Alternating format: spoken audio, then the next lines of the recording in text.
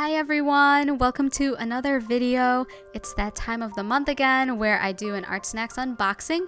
So this time I'm doing something a little bit different and doing kind of like a two-in-one video where I will do the April ArtSnacks unboxing as well as the April monthly ArtSnacks challenge all in the same video. I've realized that I've been really bad about doing the monthly ArtSnacks challenges for the past few boxes, so I decided that the best way to address that issue would be to just go ahead and do the unboxing and the ArtSnacks challenge all in a single go. That way it's just one less thing for me to worry about later on this month. I do want to mention that this is my second to last ArtSnacks box that I will be getting out of my 12-month subscription.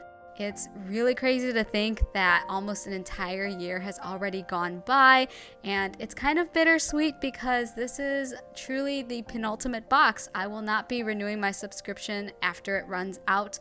So hopefully you guys have been enjoying my unboxing videos. On the plus side, if you haven't been enjoying them, there's only one more video like this one to come, and then afterwards I will probably not be doing any more ArtSnacks boxes for some time. So the first item that we got in the box were the Smarties candy, which we've gotten in previous boxes, so it's really nothing new. The first art supply that we got were two Faber-Castell Pitt Big Brush Artist Pens, which is a mouthful to say, honestly. But anyways, I got the colors green gold as well as cobalt blue. So these pens have a brush nib and contain India ink, which is pigmented, very light fast. It does claim in the menu that this light fastness can last over 25 years, and the ink is also waterproof. And as you could see from the size of the brush pens in relation to my hand, these are very massively sized markers. So they'll be fun to use because I don't think I own any supplies that come in that size. The next thing that we have are more supplies from Faber-Castell. So we have two gold Faber Aqua watercolor pencils. So as the name implies, these are water-soluble colored pencils, and they provide excellent coverage and light fastness. And according to the menu, these colors remain very intense whether you choose to keep them dry or wet, and these are great options for blending techniques. Next, we have the Sakura Pigma Micron PN. So PN stands for plastic nib, which you could see on the screen. It's very different from the usual Sakura Micron pens, and it contains archival ink that is quick drying and waterproof. And then the last item that we got in this month's box is the Tombow Water Brush Pen, which comes in a flat tip, though according to the packaging on the back, it also is available in small and medium sizes. I was super interested with this. I didn't realize that Tombow made brush pens. I've used a few brush pens in the past and just really haven't had much luck with them in terms of just the water control. So I was looking forward to trying this one out because I know Tombow has a lot of very solid, amazing products, and so I was willing to give this brush pen a try because maybe it'll be better and I'll have better luck with it. And then finally we have our sticker for this month's box, which as you can see is kind of this cute summery pastel design. So just something very bright and cheerful, especially during these times of uncertainty. So I'm just quickly going over the ArtSnacks menu in case you guys wanted to see the names of the items as well as their retail prices and the descriptions in case you guys would like to buy these for yourself.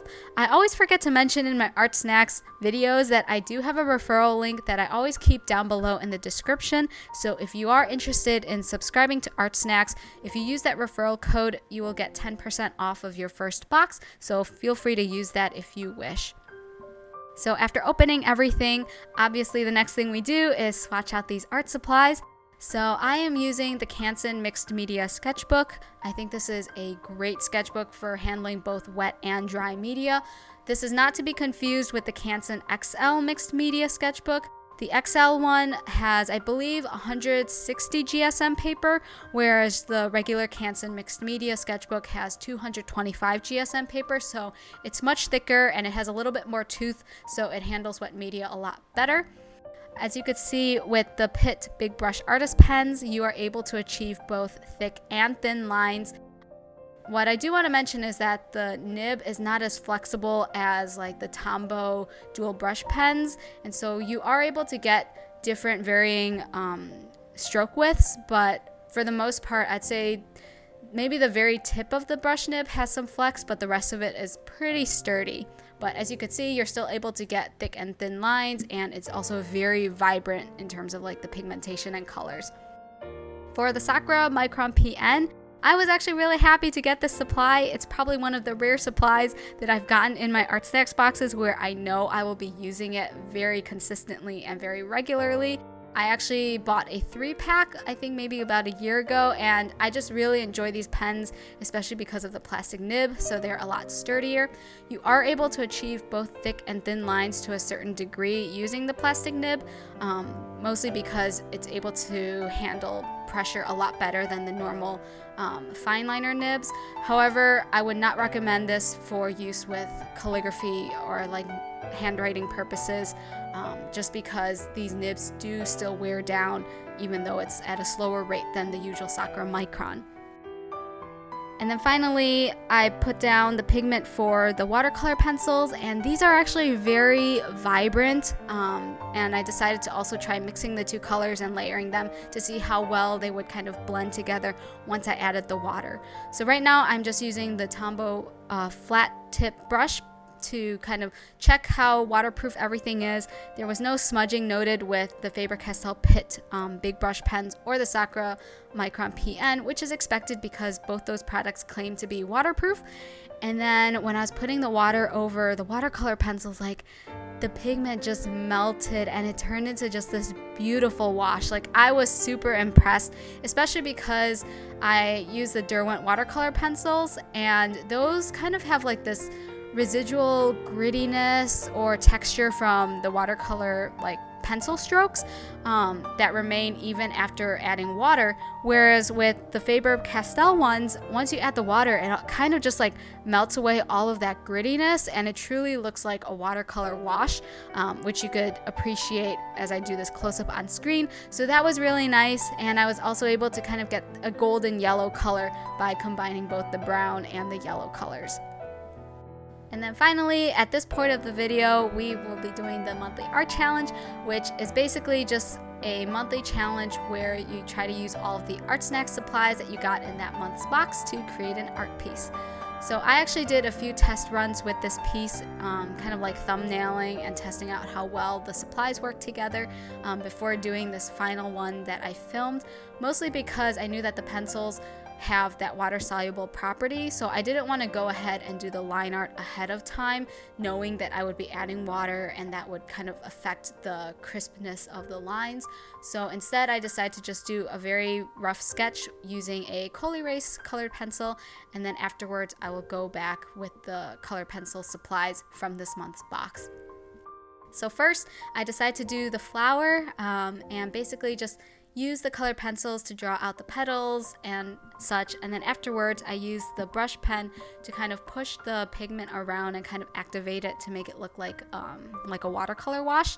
And it's funny because before I got into watercolors, I actually started with watercolor pencils, which I mentioned, the Derwent watercolor pencils, and so it kind of brought me back to that time of having so much control with being able to choose where you put the pigment down and then using the brush to kind of push around where you want the colors to blend and all of that. The pigment is also incredibly vibrant and saturated, and it's very similar to real watercolors in that a little goes a really long way. And so when I was doing the skin for this character, I put a really light layer of the yellow watercolor pencil and then also added a little bit of the brown just so I could achieve more of a golden color to get the skin. And as you could see, even with the lightest amount of colored pencil, I was still able to get this beautiful wash after adding the water. And I do want to point out that given the way that the lighting was hitting the piece and the way that my camera was angled, and then also the fact that this is yellow and it's a very bright color, the colors do appear somewhat washed out on screen, so I do apologize for that. but just know that that's not a property of the watercolor pencils themselves. It's just a consequence of my filming setup and just the way that all of those factors were interacting together. I also had a lot of fun doing the blush for this character.